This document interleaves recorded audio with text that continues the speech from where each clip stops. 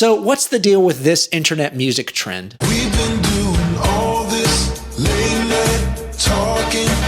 Why men great till they gotta be great? Girl, I like you, I do. I wanna be a friend, go shopping in a Benz. If life is a movie, oh, you're the best part. 'Cause I missed the bright side. Still believe it. Good days always. And why is it so cool? Well, I have a theory. Hey, what's up YouTube? Jason here. Like, subscribe, do all the things. But even if you don't, the fact that you're watching this video right now sincerely means a lot. So thank you. So what is slowed and reverbed? Let's ask the internet. The slowed and reverb phenomenon refers to the remixing style in which one will slow down a song to anywhere between 80 and 90% speed Okay, with you so far. and manipulate the acoustic environment of the audio. That sounds like a really fancy way of saying adding reverb. Do people not know what reverb is? One of the originators of this sound is the producer Slater. What's your real name? Slater. False. When you slow down a normally upbeat song, like 20 Oh, hey, I used to own that microphone. Not that specific one, same model. Minutes by Lil Uzi, this puts the song in a totally different context. The slowed pace gives it a more personal sense of sadness. Okay. Suddenly, the phrase, "I said girl, why you keep calling," seems less like a playful question I said, girl, why you keep calling? and more like a hopeless uncertainty. I said, girl, why you keep calling? I say, girl, why you keep calling? I do kind of prefer the second version, to be honest. Point made. Part of what makes music so powerful is its creation of expectations. Slowing a song down that we already know and love flips our expectations and gives us a new, more introspective outlook on the work, while still maintaining enough familiarity to activate our brain's reward systems. I guess. I think it might be a little more complex than that. Hear me out. So if you're not familiar, slowed and reverbed is a trend on TikTok and other places that, as mentioned, takes songs, slows them down, and adds reverb. But like the effect of a vinyl record, when you slow down a song, it lowers the pitch of that song a corresponding amount. So now the singer is singing in a lower vocal range, all the instruments take on a darker, more rumbling vibe, and the reverb is just for extra ambiance. Visually, the tracks are accompanied by looped footage from retro futuristic anime or similar cartoons, really anything moody. So I first became aware of the trend when I saw that one of my favorite modern R&B singers, Lucky Daye, released a sped up version of his recent single,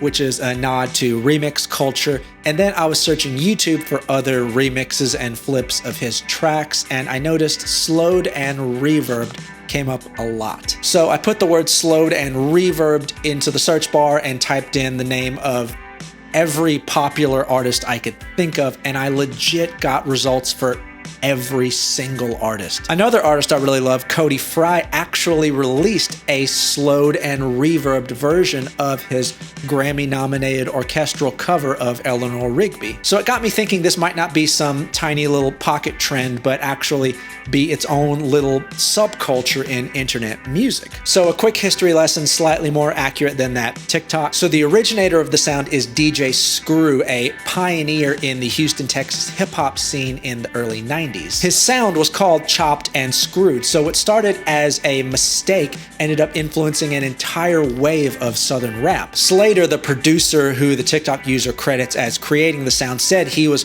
1000% influenced by DJ Screw. Though commonly thought to be an effect simulating the feeling of being drunk or high, audiences of a wide variety of ages and lifestyles really came to love this heavy lo-fi sound. It seemed to put more emphasis on lyrics and storytelling. It was decidedly not party music like the Miami-based influenced sound that dominated hip-hop at the time. And it's a very cool sound for a lot of reasons. So we could talk about the emotional impact of a slower tempo or lower pitch, or as the TikTok alluded to, the brain's response to hearing a new version of a familiar song. But I'm a musician who is way too into theory and production, so I'd like to talk a little bit about the science of it. So this is a piano. We're all familiar with this universal layout, 12 notes. repeating over several octaves, different combinations, creating different scales, keys, chord progressions, etc. But did you know that it's actually built on a lie? Let's back up for a quick physics lesson. Every sound in existence is a wave of energy, hence we call them sound waves. It looks more or less like this. And every sound in existence has a pitch. This pitch is determined by the frequency or the speed at which the sound wave oscillates or moves back and forth. This is measured in hertz, or how many cycles a sound completes per second. So this would be a higher pitch, and this would be a lower pitch. So each and every one of these notes has a particular frequency in physics. You may have heard of A440, which is the universal standard of tuning. This means that the A above middle C is tuned to 440 hertz. Then everything else is tuned off of that. And the system that's used to tune this keyboard is called equal temperament. What this means is that the distance in hertz between each and every note is equal. But according to physics, that's not exactly in tune. Now, in the world of physics, harmony that sounds good to our ears and our bodies is considered to be sound waves that oscillate at congruent frequencies, or speeds where the different waves line up. So tuning this way based on sound and feel is what's called just intonation.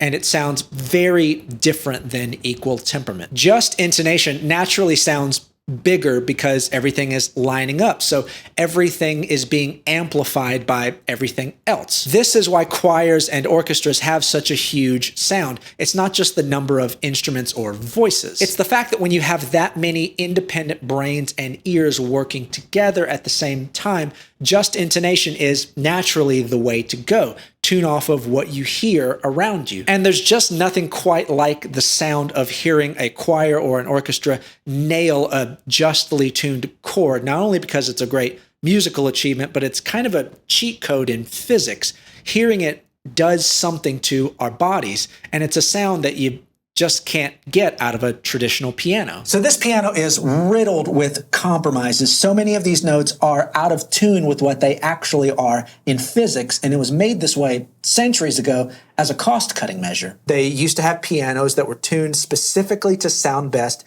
in one key. So a piano justly tuned to C major, all the notes perfectly lined up in physics. If you play, say, an E major, it would sound like death. It would be so horribly out of tune because it was tuned to C major. So equal temperament was created as a way to have pianos that could play in every key. It's technically out of tune, but like most things in our world, even if it's wrong, if we just commit to it, eventually we all just kind of get used to it. But even in a world of equal temperament, our brains still gravitate towards just intonation. For example, the way we tune a guitar is sort of 1 foot in equal temperament, 1 in just intonation. We first tune a guitar to itself and then to the instruments around it. Or the way a singer sings a song, you could record an incredible vocal take where every note sounds perfect, but when you put it through pitch correction software, it'll show some of the notes being out of tune, but it sounds right. That's because the vocal is justly tuned to the key of that song and to the chords happening underneath it. This is why our ears can typically tell when a song is overly polished, uses a little too much pitch correction, the instruments are a little too perfect. It might be perfect by technical musical measures, but it's actually out of tune according to physics. Many people like to proclaim that the best music is a little imperfect, a little rough around the edges. Now, typically this can come off a little pretentious, especially when it's coming from non-musicians, or even worse, bad musicians. Like, hey man, I work my ass off to make sure what I'm creating sounds really good. I'm sorry if it doesn't meet your arbitrary standard of authenticity. But the thing is, they kind of might have a point. More than just a philosophical statement, it's unintentionally a scientific one. Music that is tuned and timed by feel rather than math quite literally feels better to us. So what does this have to do with slowed and reverbed, Jason? I'm getting there. I promise. Stick with me. So we've got this equal tempered scale that we tune to, at least as a starting point. A lot of the notes aren't quite right, but we've accepted it. So every combination of notes, every key signature, every chord is a little bit wrong in its own unique way. What this means is that every key has a distinct sound. You might have heard the apocryphal claim that D minor is the saddest key. Well, what if there's actually scientific merit to that idea? What if the frequencies or combinations of frequencies in D minor, more so than any other minor key, do a particular thing in physics that provokes a feeling of sadness in us? So when musicians decide what song to play a key in, it's not necessarily just based on the singer's vocal range or what chords work best on the guitar. Another huge factor is that different keys sound and feel very different. A song in C sharp major with no context or comparison has a very different vibe than the exact same song in C, because those notes line up a little differently. But what happens when we cheat equal temperament? Say I have a song in A major. Oh, all my feelings oscillate, they oscillate. Oh, back and forth, it's give and take. I cannot stay, I am undecided. Oh, I could just try it, but would I regret it the next day? Oh, all my feelings oscillate, they oscillate. Now, A has a certain sound because of how those frequencies are laid out. But what if I take that recording and slow it down so it gets transposed to, say, F sharp? Now, since the imperfect relationships between all those notes has been maintained as I move the song down to a new key, I am, for all intents and purposes, kind of playing in a key that doesn't exist. Oh, all my feelings oscillate, they oscillate.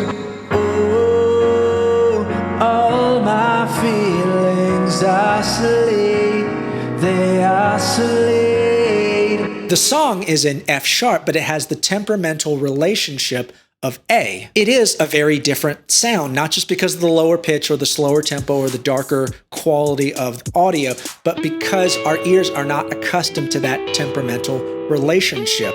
We're more used to hearing music from musicians who assumed that the key that they were playing the song in is the key that the listener would hear the song in. That was a strange sentence. Oh, all my feelings oscillate.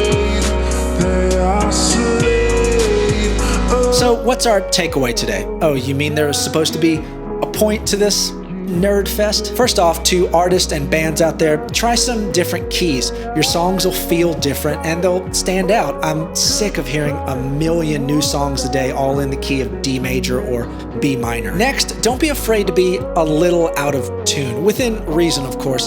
What looks wrong on a tuner might feel right to your ears, and that matters more. Finally, slowed and reverbed is, I think, indicative of a larger trend in modern music. In searching for new ideas and new sounds and trying to be innovative, honestly, there are only so many chord and melody combinations within the vocabulary of mainstream popular music before it starts to get a little too heady for the average listener who just wants the comfort of a 3 to 4 minute song. So the new frontier for many modern musicians is less about the notes and the rhythms, though those are still extremely important, but more about the sound, the timbre of the music, the production of it. And that is a wildly exciting proposition. And I, for one, can't wait to see where it takes us. That's all for today. Thank you so much for watching. I'm Jason. Love you guys.